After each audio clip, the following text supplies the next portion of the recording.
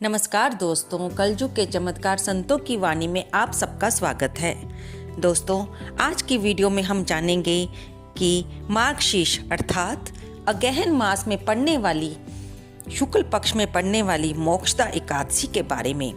ये कब रखी जाएगी, इसका पारण कब होगा, इसकी कथा क्या है, इस दिन भगवान के किस स्वरूप की पूजा की जाती है, इसको रखने से क्या फल मिलता है, हम आज इसी बारे में चर्चा करेंगे। मार्गशीर्ष मास के शुक्ल पक्ष की एकादशी के व्रत को विशेष रूप से मोक्ष प्रदायक माना जाता है। मोक्षदा एकादशी अर्थात मोह का नाश करने वाली यानी मोक्ष देने वाली। महाभारत के युद्ध में भगवान कृष्ण ने अर्जुन को गीता का उपदेश इसी तिथि को दिया था। यही कारण है कि मोक्षदा एकादशी को गीता जयंती के रूप में मनाया जाता है। आज भगवान कृष्ण के दामोदर रूप की पूजा की जाती है। धर्मराज युधिष्ठिर ने भगवान श्री कृष्ण से कहा, हे मधुसूदन, आप तीनों लोकों के स्वामी हैं, सबको सुख देने वाले और जगत के पति हैं। मैं आपको नमस्कार करता हूँ। हे देव, आप सबके हितैषी हैं। अब मुझे मार्गशीर्ष शुक्ला एकादशी के बारे में भी बताइए कि इसकी विधि क्या है, इस दिन किस देवता की पूजा की जाती है। युधिष्ठिर के पूछने पर भगवान श्री कृष्ण बोले, हे धर्मराज, तुमने बड़ा उत्तम प्रश्न पूछा है। इससे आपका यश संसार में फैलेगा, सो ध्यान पूर्वक सुनिए। मार्गशीर्ष शुक्ला एकादशी अनेक पापों को नष्ट करने वाली है। इसका नाम मोक्षदा एकादशी है। इस दिन दामोदर भगवान की धूप, दीप, नैवेद्य आदि से भक्ति पूर्वक पूजा करनी चाहिए। इसकी मैं आपको कथा सुनाता हूँ। गोकुल नामक नगर में विखानस नाम का एक राजा राज्य करता था। उसके राज्य में चारों वेदों के ज्ञाता ब्राह्मण रहते थे। वह राजा अपनी प्रजा का पुत्रवत पालन करता था। एक समय रात्रि को स्वप्न में राजा ने देखा कि उसका पिता नरक में पड़ा है। स्वप्न देखकर राजा को बड़ा दुख और आश्चर्य हुआ और प्रातःकाल होते ही विद्वान ब्राह्मणों से अपने स्वप्न की बात कही। राजा ने कहा, हे ब्राह्मणों, रात्रि को स्वप्न में मैंने अपने पिता को नरक में देखा है और उन्होंने मुझसे कहा है कि मैं नरक में बहुत दुख भोग रहा हूँ और मेरी वहाँ से मुक्ति करो। आप लोग मुझे ऐसा कोई तप, दान, व्रत आदि उपाय बताइए जिससे मेरे पिता की मुक्ति हो जाए। उस पुत्र का जीवन व्यर्थ है जो अपने माता पिता तथा पूर्वजों का उद्धार ना कर सके। एक उत्तम पुत्र जो अपने माता पिता तथा पूर्वजों का उद्धार करता है, वह 1000 मूर्ख पुत्रों से अच्छा है। राजा के ऐसे वचन सुनकर ब्राह्मण कहने लगे, हे राजन, यहाँ समीप ही भूत, भविष्य, वर्तमान के ज्ञाता पर्वत ऋषि का आश्रम है।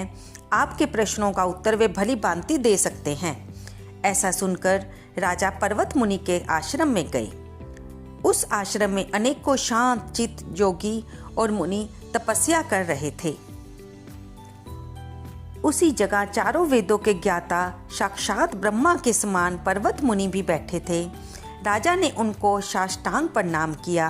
पर्वत मुनि ने राजा से उनके आने का प्रयोजन पूछा। राजा ने कहा, हे महाराज, आपकी कृपा से मेरे राज्य में सब कुशल है, परंतु अकस्मात एक विघ्न आ गया है जिससे मेरे हृदय में अत्यंत अशांति हो रही है। ये सुनकर ऋषि ने कुछ क्षण के लिए अपनी आंखें बंद की और विचारने लगे। फिर बोले, राजन, मैंने अपने योग बल से तुम्हारे पिता के सब कुकर्मों को जान लिया है। उन्होंने पूर्व जन्म में सोत के कहने पर अपनी दूसरी कामातुर पत्नी को ऋतुदान मांगने पर भी नहीं दिया था। उसी पाप के फल से तुम्हारे पिता को नरक भोगना पड़ रहा है।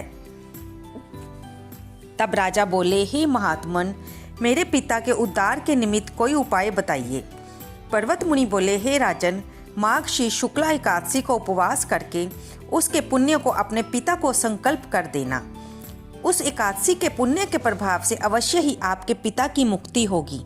मुनि के वचनों को सुनकर राजा अपने महल में वापस आ गए और कुटुंब सहित इस मोक्षदा एकादशी का व्रत किया।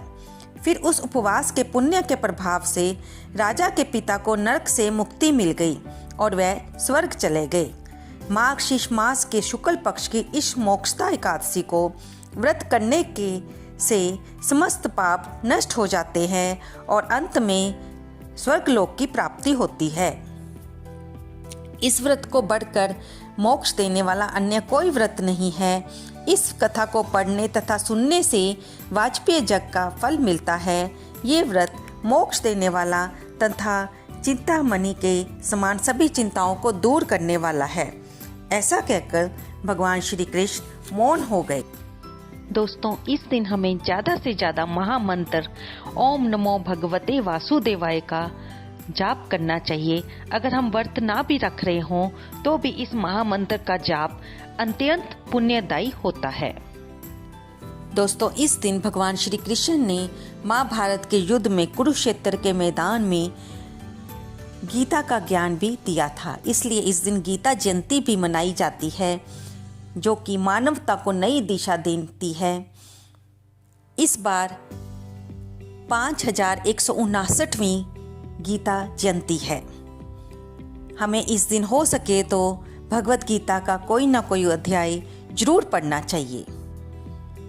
फिर दोस्तों, अब हम जानेंगे कि मोक्षदा एकादशी का व्रत 3 दिसंबर को रखा जाए या फिर 4 दिसंबर को। तो आपकी जानकारी के लिए हम बता दें कि एकादशी तिथि 3 दिसंबर को सुबह 5:39 से शुरू होकर 4 दिसंबर को 5:34 पर सुबह समाप्त होगी। यानी कि एकादशी तिथि इस बार 24 घंटे की रहेगी। जो एकादशी 3 दिसंबर को शुरू हो रही है वह दशमी युक्त होगी और जो एकादशी 4 दिसंबर को पड़ रही है वो द्वादशी युक्त होगी। तो दोस्तों, ऐसा माना जाता है कि दशमी युक्त एकादशी से ज़्यादा बढ़कर महाद्वादशी युक्त एकादशी का व्रत रखना ज़्यादा अच्छा माना जाता है। ऐसा पुराणों में लिखा हुआ है कि गांधारी ने दशमी युक्त एकादशी के व्रत किए थे, जिसे उसे अपने 100 पुत्रों का वध देखना पड़ा। और महाद्वादशी युक्त एकादशी व्रत की महिमा ज़्यादा मानी जाती है।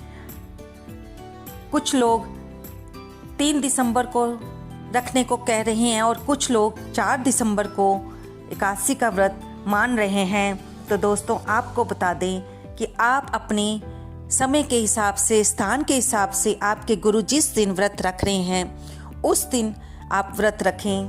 और अगर आपने गुरु धारण नहीं किए हैं तो आपके रहने वाले स्थान में जो मंदिर है, जो सिद्ध पीठ है, आप वहाँ से तिथि को पता करके उस दिन तिथि का एकादशी का व्रत रख सकते हैं।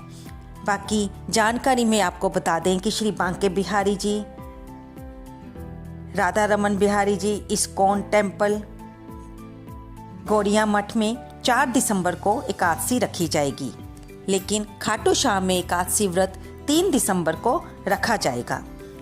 कुछ लोग अगर दोनों दिन व्रत रखना चाहें तो वे 2 दिसंबर को दशमी के नियमों का पालन करके 3 दिसंबर को फलाहार रख के 4 दिसंबर को निर्जल व्रत रख सकते हैं।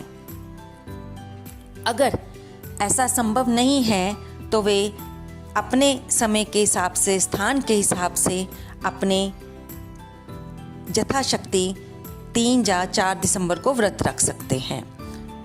दोस्तों, सुबह 4 दिसंबर को जो लोग व्रत रखेंगे, 5 दिसंबर को इसकी पारण का समय सुबह 6:59 से लेकर 9:04 तक रहेगा। और जो लोग 3 दिसंबर को व्रत रखेंगे उनके लिए पारण का समय दोपहर के 1:14 से लेकर 3:19 तक रहेगा, क्योंकि उससे पहले हरिवासर समय होगा और हरिवासर समय में व्रत नहीं खोला जाता। दोस्तों,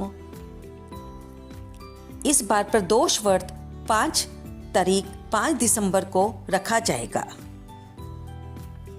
आप अगर व्रत नहीं रख सकते तो आप कथा को सुन सकते हैं। कथा को सुनने से भी हमें पुण्य फल की प्राप्ति होती है। आप मंदिर में भगवान विष्णु की, भगवान श्री राम की, और अगर आपने लड्डू गोपाल की सेवा ली हुई है उनकी यथाशक्ति पूजन करके, उनको नए वस्त्र धारण कर, फूल माला षोडोपचार से उनका पूजन कर के भी इस व्रत का फल पा सकते हैं और मंदिर में जाकर दीपदान कर सकते हैं। आपको ये वीडियो कैसी लगी? कृपया इसे लाइक करें, शेयर करें और कमेंट करें। इस कथा को कहते हुए, सुनते हुए और हुंकारा भरते हुए हो इस कथा का पूरा फल मिले और पुण्य की प्राप्ति हो। भगवान के चरणों में हम सबकी भक्ति बनी रहे। कमेंट बॉक्स में जय विष्णु भगवान लिखना ना भूलें। धन्यवाद दोस्तों।